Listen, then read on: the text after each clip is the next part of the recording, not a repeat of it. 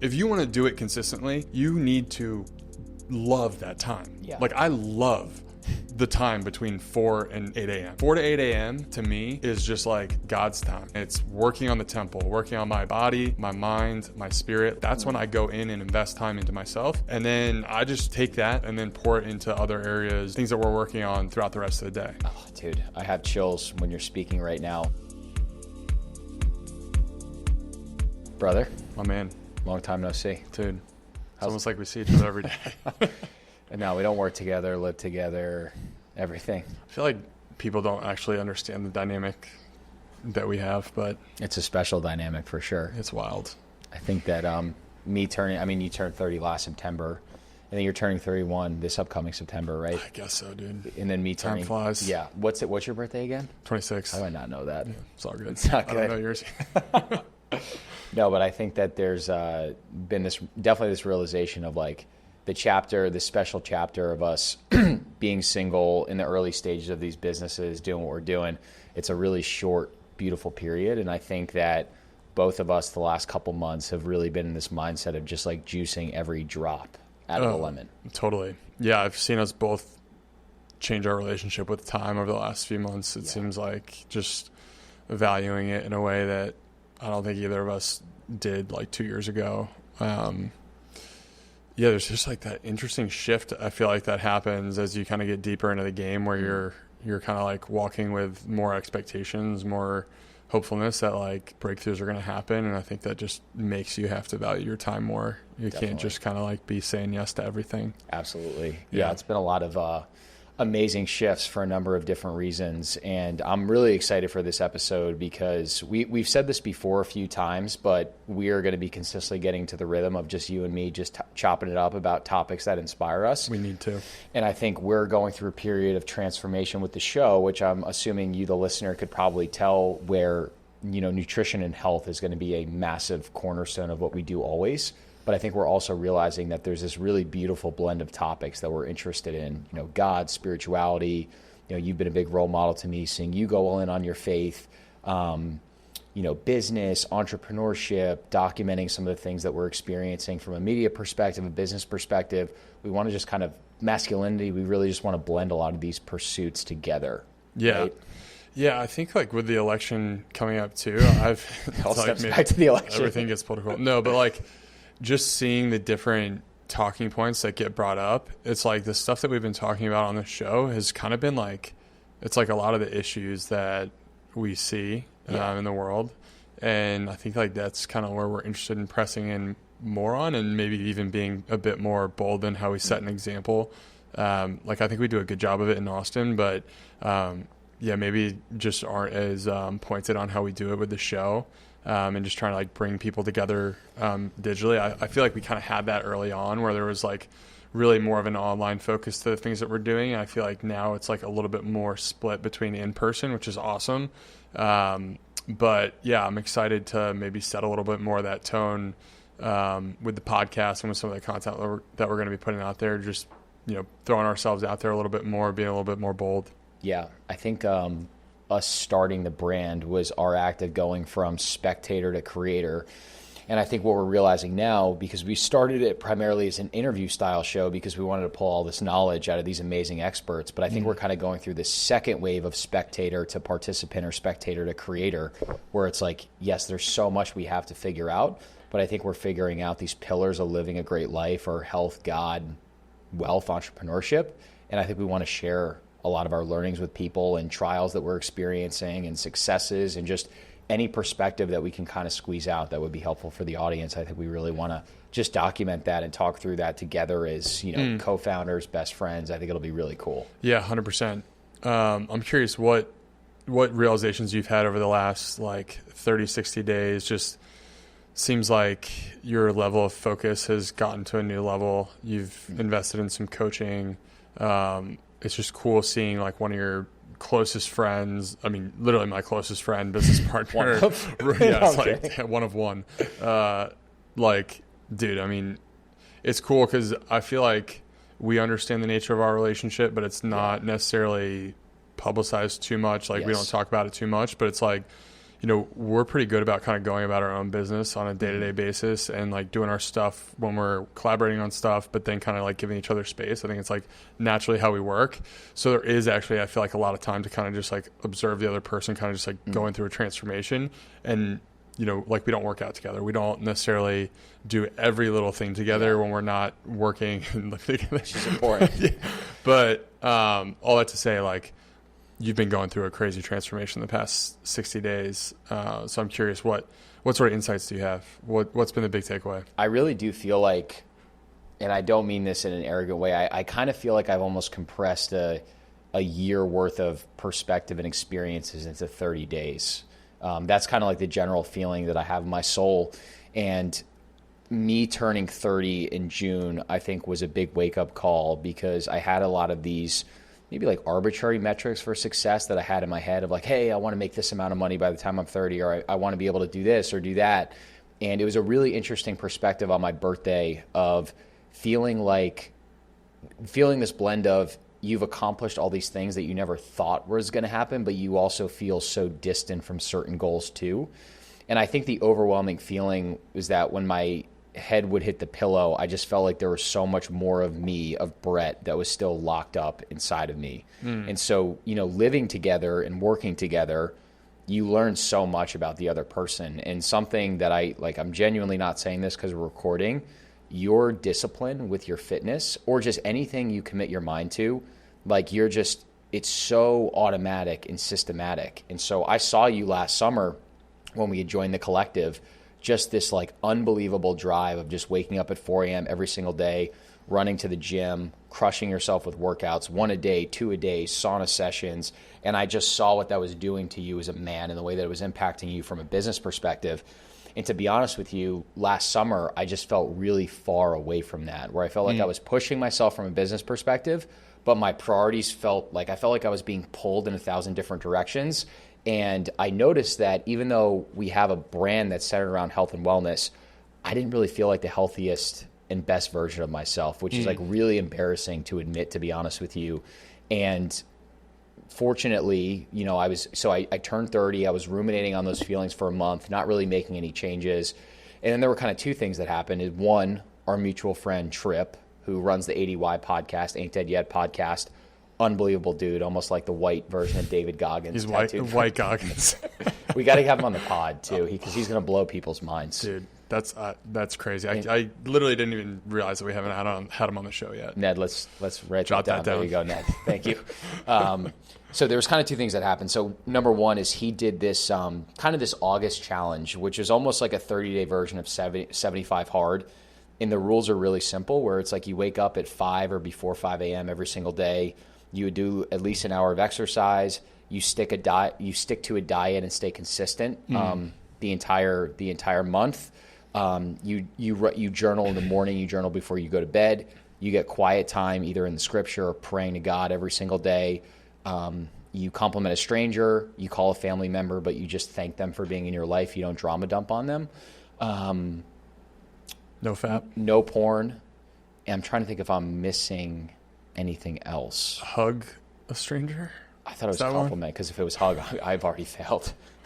We'll just say compliment. Yeah, we'll say good compliment. Enough. Yeah, 100%. So very simple list. Kind of seems like a lot, but it's really very simple. And there was something about when I saw the challenge, I was like, yes, this is, I knew in my soul that this is what I needed. And I think that's where a challenge can be great, where I think it just kind of like, it can be your snap moment out of that like shitty reality that you're currently in. Dude. Yeah. So good. So good. And your challenge obviously inspired me, which we're going to get into, which I'm really excited to dig into, Dr. Step-Ups. But, and then in combination with that, Chris Lieto, who is one of our more recent podcast guests, he actually has an amazing executive coaching business. And I know us playing baseball, you gain so much value from coaches, and then you kind of get spit out into the real world, and you're like, why do we stop working with coaches? Like, isn't learning just a continuous process? Totally. And there was just something about him where, like, number one, incredible athlete, runner up in Kona, won a ton of professional Ironman races, amazing dad, great father, has built and sold supplement companies before. And he honestly just has wisdom that's rooted in Christ, and he doesn't have a PhD. He's just got this, I don't know if it's a gift or something he's cultivated, but I noticed he had this incredible ability from the time I met him to kind of crack me open and expose some of the vulnerabilities that I never really shared before. Wow. So it was kind of both of those things in tandem, like synergized into this August where, like I said, I feel like it's almost been a year's worth of experience compressed into a month. And I'm saying this too, where I'm still an absolute tadpole. You know, I want to commit and do this a lot longer, but you know, dude, a little shock therapy for a month can be all you need to break out of that routine and feel like a different person. So. Dude, just the right gust of wind in the right direction can totally change the momentum of like where you're at and where you're going. It's so cool. Just, yeah, having a front row seat to it. And Chris too, it's like the dude was runner up in Kona. Yeah. Like that guy's mindset is insane. So him to be able to pour into you is just next level in terms of just having someone to spot you while you're making some of these changes. Like, I'm sure it's been a process of kind of just like getting uncomfortable to begin with and kind of just exposing some of the lies you tell yourself. But then the work starts getting fun when you're like, oh, I actually have momentum here. Like I literally like waking up early now and I like going to the gym and I like this feeling that, you know, I'm actually being the person I want to be. It's empowering. That's well said. And one of the things he said, to your point, he told me in the beginning before we started, he was like, the first couple weeks and maybe even months is going to feel like death because his goal with coaching is not incremental improvements or, hey, we're going to take you from 50% to 75. He talks about like true transformation, which is funny because that the Brotherhood, the men's group we've been doing, that also talks about transformation too, which I think is, I didn't even think about that. I'm sure that's been incredibly impactful as well, even though we're still newer into that journey. But in order to have that transformation, there's like the death and then there's the rebirth. And I think I'm kind of in that rebirth stage right now. And it just, I think what I've learned through this month is that success is not an arbitrary metric. It's just, I think if you have that feeling of your head hitting the pillow saying, I incrementally improved today and I could trust that that's going to compound over the next year. And I really couldn't have poured my heart and soul into my work, the way I interacted with you, our team, you know, my girlfriend, whatever, my God, I think this score is just going to take care of itself. So that's been like probably the biggest learning that I've had this last month. Dude, it takes so much of the pressure off of just that, like life, you know, not having to necessarily focus on each of the little outcomes that you're hoping for. It's just trusting that the process is going to take care of itself when you're doing the right things and investing time in the right places. Definitely. And it's one of those things where like the first 2 to 3 days of the challenge, you're just kind of riding off of adrenaline. So you're like, I can't wait to wake up at 4:50. I can't wait to, cold plunging, get cold 3 minutes a day. That was another thing. Oh, that's right. You're like, I can't wait to do a cold shower or a cold plunge or whatever. And then like day 4 hits you. And I'm noticing like day 4 to day 10, really going through the motions. Like the 3 minutes, I would break up the cold plunge, maybe like 45 seconds, a minute at a time, kind of going through the motions, hitting my snooze alarm a couple different times. And then I feel like when you start to hit like day 14, that's when like the compounding starts where you're like, dude, I want to go do 3 minutes in the cold plunge with my arms fully submerged. I want to go to the gym twice a day. I want to hammer on all this work for the business that I've been putting off. Like, I want to be a better friend to you. I want to eat like, I don't even need this extra meal because I want to be more of a deficit so I can get more shredded. And then you just start to look back and you genuinely like what you see and you're proud of the way that you're acting. And it's pretty amazing what can change. Yeah. I feel like there's two sides to the coins with like the grace that you have to give yourself. It's like, one, afford yourself some level of leniency where like 90% of the win is just being in the right place. Yeah. So like make sure you're at the gym at 5 o'clock. That's already your first W of the day. And then, you know, the quality of the workout is of course important, but when you're trying to just get the muscle memory down, sometimes you do need to just accept the fact that you're not going to be hitting your 100% every single time. And that's totally okay. It's okay. And then there's also part of me that's just like, tell yourself to just get it. Yeah. Well, that was one of the things I learned from you last year is that the majority of your workouts last summer, this year, into the Chad, like 90% of them you would crush yourself and get a great workout in. And then I would also notice there was like 10% of your workouts where maybe you were just like walking on the treadmill at a really high incline and then sauna cold plunging, but you're still doing it at 5 a.m. You're still building that identity of being a winner. And then you leave that experience feeling great. And then maybe you come back in the afternoon with a second wind and then crush yourself with that workout. That's something I picked up from you too. Yeah. Yeah. I feel like you just, like even just collect the small wins of like doing the easiest thing, which is getting to where you're supposed to be at the right time. Yeah. You know, being in the gym. And then from there, if it's like, dude, I literally don't have any energy, like stayed up late doing work or whatever it was, like, I mean, don't feed yourself with those excuses, but like find a way to do something that's going to be productive. Like, I think, you know, a lot of times it's just like zooming out and just being like, dude, this is a compounding game. I'm in it for the long run. Yeah. Like if I'm just here, like my goal is to just be here and set myself up for the day. Then it's just very simply just a product of, all right, I'm going to do something, break a sweat, stretch, do some core, something that's going to be productive. And then maybe I, you know, eat and come back later in the day and just get a great workout in. But definitely, you know, I think it's just being in that right place, right time. Yeah. You know, we were talking earlier about like the changes that happen when you hit this new generation, like when you go from 29 to 30. And I think there's a benefit to I think there is a benefit to it, to you being like, it's just another year. I have a long time horizon. I'm going to figure it out. And I also think there's a benefit to being like, hey, dude, I'm turning 30. This is like the years that I'm going to get engaged. I'm going to get married. I'm going to have kids. Like, life is really short. I need to juice the lemon. I'm curious for you, what would you say motivates you more? Do you like, is the pressure of like squeezing all the drops more motivating, or are you more motivated by the fact that like I have a really long time horizon and I just trust that I'm going to figure it out? Oh, that's such a good question. It might be both too. That honestly might be the best question there is on this topic. It is both. The answer is both. But I like to look at it through the lens of you're running out of time before anything. Yeah. Like, we're running out of time, but if you're filling up the buckets that have eternal life, like the things that are truly good for you, that give you life, like feeding yourself the right things, having the right relationships, having spiritual practice, these things that actually benefit you over the long run, then you can kind of just be like, I'll trust that this will play out over a 10-year period, but I also want things to happen, you know, sooner. And there's an element of just like trusting God in that as well.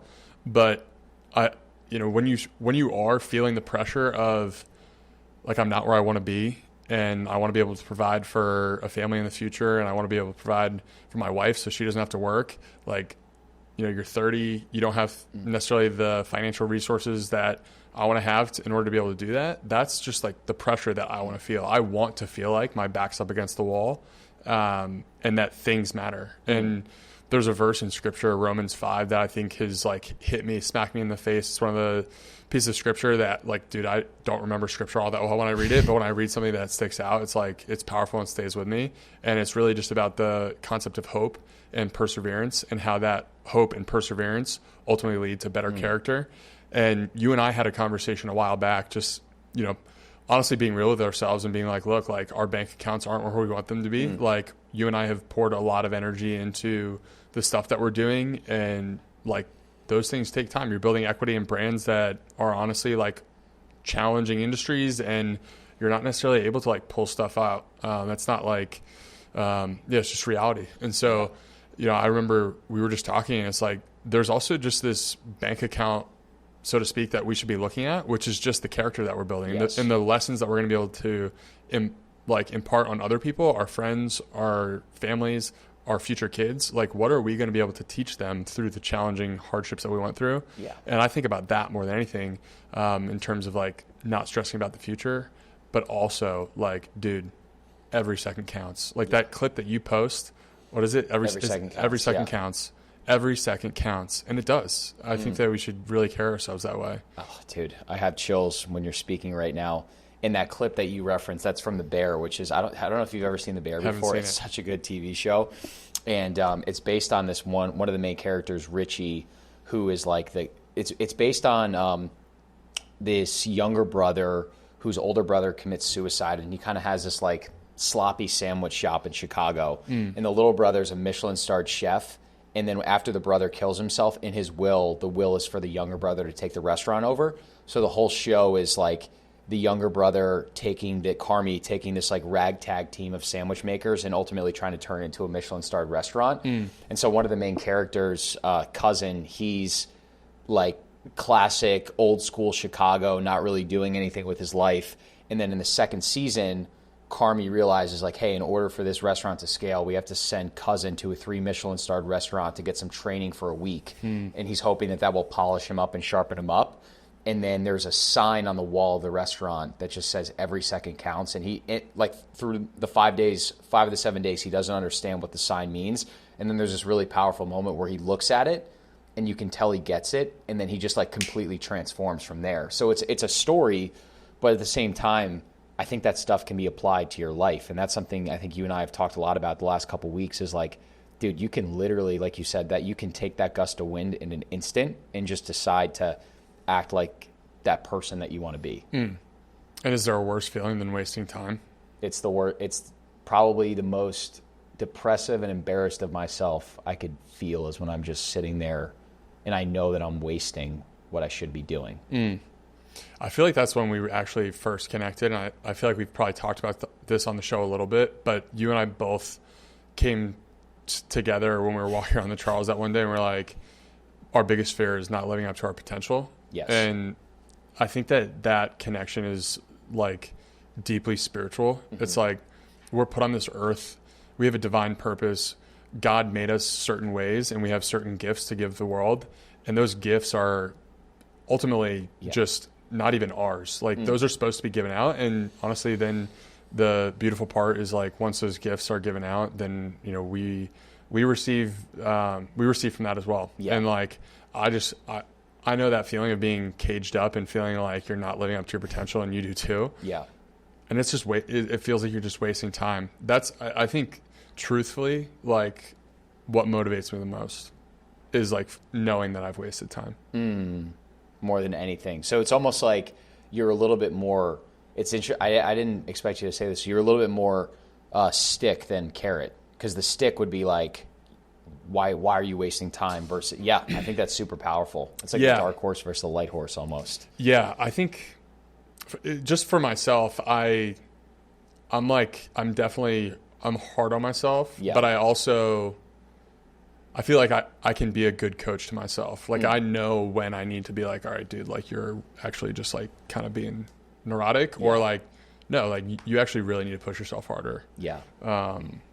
And I think it's a good feeling being able to do that on your own, but it's also like what I've been feeling more recently is pouring into groups where like I'm definitely the lowest on the totem pole, whether it's like fitness, business, whatever the challenge is, like faith, like the men's group that we're in on Thursdays, totally challenging, right? Like those guys have all been in the Word for a long time, discipling people for a long time. We're both like pretty new to the game, and it's awesome. Yeah. Like I like that feeling of being like I'm so far from what these guys are, where these guys are at, but you can also see a path towards getting there. And being around those people just makes that change happen so much faster. I think one of your superpowers is, whether you're conscious of it or not, I think you really chase the feeling of being a beginner. Like you signing up for jiu-jitsu 3 years ago, doing a tournament after rolling for a couple weeks, just competing in it, winning 3 or 4 matches that day, just deciding to write on Twitter or go to a men's group, lead a men's group, go on a hunt when you're still new in your hunting process. It's like there's so much gold in that seeking the beginner feeling. And the thing is that I think it will always feel uncomfortable, but that's actually where the gold is. And the only answer is like you just have to do it. There really is no hack. Have you felt is there anything that's helped you continue to maintain that beginner mindset? Because I do think that's such an unlock for people. Or do you maybe you don't overthink it, but is there anything that you consciously do where you're like, this really helps me put me in that arena where I need to be, or maybe it's uncomfortable? I think the faster you can just like cut the ties of doubts and insecurities and things like that, like no matter what, like you can train yourself to overcome those immediately. But like as a beginner, you're always going to have those moments of just feeling slow to really go all in. So I think it's just a matter of like tricking yourself to really go all in, like truly go all in as fast as you can. So like the jiu-jitsu is actually a really good example. Like sign up for the tournament on day 1 and then put the pressure on yourself to go to 2 classes a day. And you're training like you're going to be going up against someone who's trying to like beat you. Yes. So just the mental trick there is really showing up and being like, I'm going to go all in on this and not like pretend like I'm doing it. Cause I've gone through that too, where it's like, you kind of like have a little bit of a, identity issue where you're like, oh, I'm not really like fully in this yet. I don't really necessarily say that I do jujitsu yet, cause I've only been to a few classes. Like, no, dude, like you need to today just start telling yourself that you are like that. You do jujitsu. You're a white belt, you do jiu-jitsu, but you need to build that like confidence up in yourself that like you identify as that person who's going to be on the mat in 60 days competing. So I think it's like pulling that future into the present and just identifying with it as soon as you can. Like, oh yeah, this is like a part of me. Even if it's just a trick that you're playing with yourself. Definitely. Yeah, you're reminding me of like, it's really important to figure out the things that you should be a beginner at. And I think people also struggle with like, I want to load more on my plate, but I don't want to overload my plate too. Like there's like priorities that I need to lock in on, which is something I think you and I have been really conscious of, is like what truly, where do we want to be in a year from now, 5 years from now, 10 years from now? And then what, if you work backwards, like what should those priorities look like to help you achieve those goals? And that was something that I really struggled with. And our mutual friend and mentor, Garrett Uncleback, who's a former Navy SEAL investor, and then he runs the Mighty Men men's group at Life Church in Plano, Texas. And we met him last year. We were blown away. Like, the definition of a man. Type in Garrett Uncleback on Instagram, or we can link to it in the show notes, because if you want to get hit with like real wisdom and truth, I don't know if there's. This is going to be the end of the show for most people. They're going to go check out Garrett and just leave this podcast. He's such a stud. But I had a call with him just to check in, and he was noticing. He was like, hey, do you notice, like, he got on the whiteboard and he drew me in a circle, and then a bunch of these other items and priorities like being pulled in different directions. He's like, is this how you would explain that you feel? And I was like, dude, 1,000%. I feel like I can't fit enough into the day. I feel like I'm getting pulled 1,000 directions. I feel like I'm not giving my best energy towards certain things. He's like, that's beautiful, because this is how I live my life. And he drew a triangle. And on the left side of the triangle was him, Garrett. At the point of the triangle was the kingdom of Christ and God. And then the right was his 3 priorities, which was his family, so his wife and his kids, and then like 2 or 3 of his biggest business priorities, and then like family and friends. And he was like, if everything I do furthers the kingdom which of Christ, even in my business, which immediately centers me, and then on the right side, if it doesn't fit into one of these priorities, then I don't make time for it. And I just thought that was such an interesting like mental model that really struck me. Dude, I feel like it's an amazing visual representation of how to spend your time, but I think both of us struggle with this for sure, or just learning how to get better at it, because it's an interesting arc that we've been on. And I think like kind of unpacking it a bit too is important, because both of us left jobs that we had been trained and were comfortable doing, and then we kind of were just in no man's land, like floating in the middle of this massive ocean of opportunity, newness. Hey, we moved to Austin. Hey, now we're in the health and wellness space. Hey, now we're doing a podcast. Hey, now we've got a supplement business. There's so much newness there that you're basically have vision, but the vision is so wide. And we knew where we were going, but I think that like we were new to the skills that we were working on. We were new to the industry, new to everything, that it made it really easy to just want to say yes to everything and basically like break the system as we were going up. Definitely. And so, I think it's just honestly, it's a place that gives me a lot of discomfort, like knowing that I really need to and want to just get better at that muscle memory of knowing how to exactly confront saying no, being a natural people pleaser too. It's like, just like being ruthless with that. And I feel like that framework that Garrett laid out is honestly like so perfect. Yes, I can't wait for us to eventually get him on the podcast. It's going to be epic. It's going to be incredible. Yeah. And his podcast, The Impossible Life, he's an incredibly spiritual Christian man.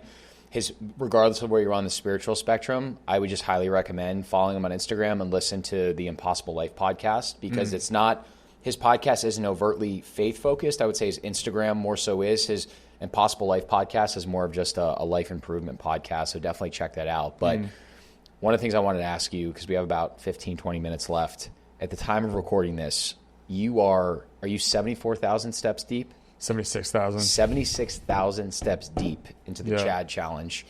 And I remember last year we did high performance lifestyle training, HPLT, which is run by Brian Mazza, who's been on the podcast, great athlete, content creator, overall great dude, guy that we admire. And we didn't get to do the part of the weekend, which was the Chad Challenge, the Chad 1000X Challenge, because we were prepping for this speaker event. But I felt like there was something in your brain where you really wanted to do it, and I had seen you separately do it yourself. And then I saw you buy the Rogue box. I saw you pull out the weighted vest out of storage. And then you just got this gust of wind of like, I'm going to do 1,000 Chads until 1,000 people do it. People need to know what's going on. What was the inspiration? So I did the Chad. You mentioned we did HPLT. We missed the Chad during HPLT. I did it like a week later. Yeah, and you loved it. I was like, this thing's awesome. Just an incredible way to get into a flow state is doing something that's relatively mundane, but just hard enough to like really keep that difficulty threshold high. It silences the mind so that I personally feel like I get into a place where like there are some deep thoughts. And so like, I love that. It's like similar to running. And so I remember that feeling of doing it. I did it twice at Collective last year and loved it. And then there was just a moment this past summer where I felt like we were in a place of transition. We had moved from our apartment to an Airbnb. I was feeling a little disjointed, and I was just like, I need to create some surface area for myself to like put some structure in place. And so, moving again to our spot that we're in now, I was like, this is beautiful. We're close to a gym that I love going to. I love morning routines. I love getting in the flow of the day and just having like 2 or 3 things to get a win in early. And I like my physical stuff early in the day. Like if there's extra work to do in the afternoon, that's great. But like I truly just think about my early morning workout as getting ready for the day. It's like putting my pants on. Like just do something that's active, that breaks a sweat, that pushes me to a point of feeling fresher than I am depleted, and I'll be I feel ready to go for the day. So the idea was really just to like start setting the new tone for a new chapter. And that like when we moved into the new spot, I was like, dude, I'm not where I want to be. It was like a lot of the stuff we were talking about at the beginning of the podcast. Not where I want to be. We've done a lot of cool stuff. We've done a lot of great stuff. So many good things coming into our lives. So many blessings to be grateful for. But I just felt like, we're both just at this point where we can truly unleash our creative energy into the things that we're doing. We are no longer like these guys who are like only a few months out of like, working these corporate jobs or doing whatever. It's like, no, dude, like we're in it. And, we have a few really cool opportunities that have just blossomed up through us putting ourselves out there more. So I was just thinking about it as a way to just, document a season of life and just try to show one of my strengths that I feel like I hope it inspires at least one person. It's inspired like I think 80 something people have done the Chad with me so far. But all I'm really hoping to do and get out of it is just inspire that, nudge to just accept a challenge and go after something hard. And I think that stuff is contagious. People can say what they want, but like there's definitely people out there who see people challenging themselves and want to be a part of it. And I think it's awesome. And it's been a great ride. It's been an amazing ride, and there's a lot more to come. We need how many more people do we need to do it, including my lazy ass? I gotta get you to do it. I told that to someone the other day. I was like, yeah, Brett hasn't done it yet. I got to get him to do it. No, it needs to happen. We'll get it done. Well, in full transparency, it's like, dude, when you started, I just didn't have the willpower to want to do it. Yeah. And now it's just this 30 days. And I'm not saying this is an excuse. I just started feeling so good in that routine. Dude. I was like, let me just press this like blackjack, but it needs to happen. Well, and that's like, I think this is actually a good lesson in like the feel that we have for each other at this point, where like I literally see the momentum that you have. And I'm like, dude, I'm not gonna. That's like going up to a pitcher, like you're the most dialed in I've seen you since we've started doing everything, and that's like going up to a pitcher who's throwing a perfect game and being like, yeah, you're throwing a perfect game. Yeah. You know, I'm like, I'm not going to distract them. You're doing your thing. And like, I just think it's so awesome that, when you're around people that are pushing you, like the energy that I feel getting home or like, dude, even just waking up and you're doing your thing. I'm like, all right, let's go.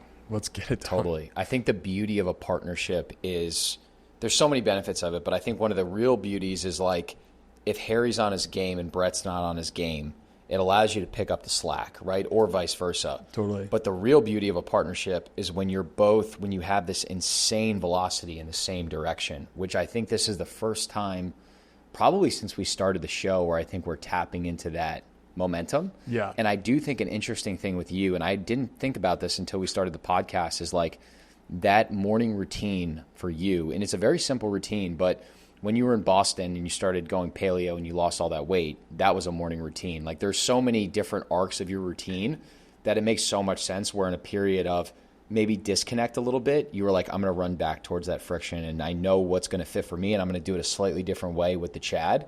And like, dude, every time we're in public, someone comes up to you and comments on it. Like, I know you like technically 80-ish people have done it, but I would say that it's probably inspired hundreds, if not thousands of people that see you from afar too. Yeah, I appreciate you saying that. Yeah, I think that, I can look back at my own life and just like see the seasons where I've gone through some sort of change and immediately gone default mode for me, which is just like pouring into some level of like a serious routine. Yeah. Like when I moved to Amsterdam, I just got wired towards like early, like, and that was cool because it was a totally different lifestyle change. I was living on my own for the first time, dude, honestly, like the first time since the beginning of college, but that was truly on my own where it was like, dude, I didn't know anybody. Yeah. So I was like, man, what do I do with my time? So I just started getting really dialed in and it was great because it showed me who I was when I would go through those periods of flipping over to a new season. And then the same thing kind of happened when COVID hit, like when that new season of going from the office to home, being working from home, like I immediately, without even literally going through much thought process, went to immediately leaning into routine and just like getting really, not obsessive, but like I don't feel like I'm being obsessive when I'm doing it. It's just like, it's such a just compounding.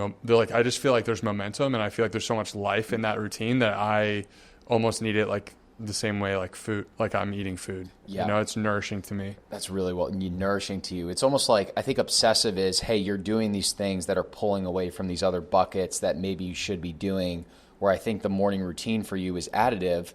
And it makes so much sense because if you're waking up at 4 a.m., from 4 to call it 8:30 when you're in the office, those are like God's hours. And that's Harry's time where you have 4.5 hours to work out, think, reflect, plan your day, do anything you want to do. Like you're almost like adding in extra time versus obsession of like pulling away time from maybe things that you should be doing. You think that's fair to say? Yeah, definitely. I also like, I don't know, maybe I'm crazy, dude, but like my thinking is like, I basically want to think that if I'm disciplined enough to wake up at 4, I've earned for the rest of my life, hopefully, I've earned like 2 hours to myself at least. And this might be, this is probably totally unrealistic once you start having kids and like that whole season of life is just kind of going to be more chaotic.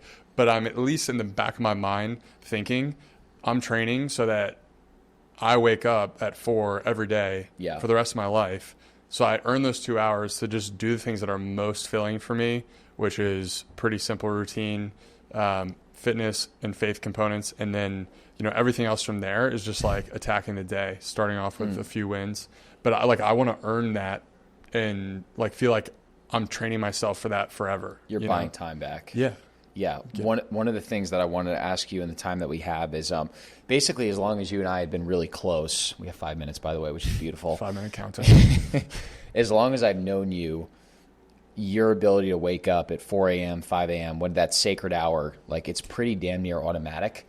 And I think there's so many people that they either say, oh, I'm not a morning person, Or deep down, they wish that they were morning people and they know that they could do it, but something's off or multiple things are off, which is why they're not doing it. Is there anything that you've done that's really helped you just like pop out of bed with that vigor at 4 a.m.? What? Man. I would say I was not always this way. So it's something that should and can be trained, and you should think of it that way. So accept the fact that you need to disassociate with the idea that you're a morning person or a night person. Like, it's just training yourself to get in the mindset of getting up and getting excited about getting up. So I'm someone who's like, dude, I'm like a lab rat. Like Tinkerer. Treats and little rewards like work for my brain. So like when I first started getting up early and getting to the gym early and doing things early in the morning, I would set my coffee up the night before. I would put the grounds in the coffee machine. I would literally have it sitting on the stovetop so that when my alarm went off, I was legitimately excited to get out of bed and turn that knob, because I knew once I turned that knob, I could check something off my win list and just put points on the board. And then having that coffee, I really enjoyed the cup of coffee in the morning, like first thing before going to the gym. And so that was like a ritual. And so I think creating like a space for that like ritual component of the morning, like you need to have a reverence for that time. If you want to do it consistently, you need to love that time. Yeah. Like I love the time between 4 and 8 a.m. Yes. It is such a great time period. And like, dude, I love every hour of the day. Yeah. But 4 to 8 a.m. to me is just like God's time. And it's working on the temple, working on my body, my mind, my spirit. Like that's when I go in and invest time into myself. And then I just take that, what I'm investing into myself, and then pour it into other areas, you know, other people, businesses, things that we're working on throughout the rest of the day.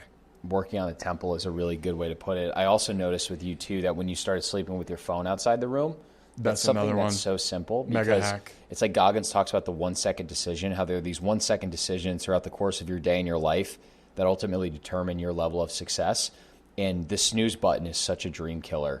And it's like, I think about how much of my day is reflected on me making that 1 second decision to either snooze or just get up and go to the gym. And if you have to wake up to get your alarm and you're like, I'm up, so I'm going to just shower, I'm going to go to the gym, I'm going to have a great day, versus like keeping that phone next to your bed so you can just kind of like pop over, press it, and then go back to sleep.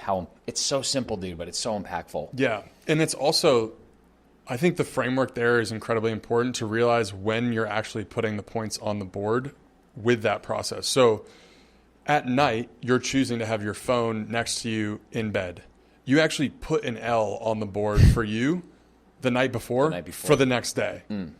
Why would you do that to yourself? Yeah. It's like literally self-sabotage. It is. So you're making a choice to start off the day with a loss. Yeah. So it's like, when you frame it that way, it's like, dude, prepare yourself to have an early win. That's it. Like, get something small that you could, I think, as dumb as it sounds, like make it super dumb. Like, make it as dumb as possible. Make it something where it's like, I'm going to draw a circle on a piece of paper and fill it in first thing in the morning, and that will be a win. Yeah. And then you just keep seeking those wins. Yes. You know? Yes.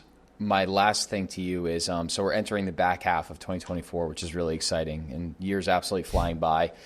Is there a word or a phrase that you really want to define the way that you finish out the year and close it out strong?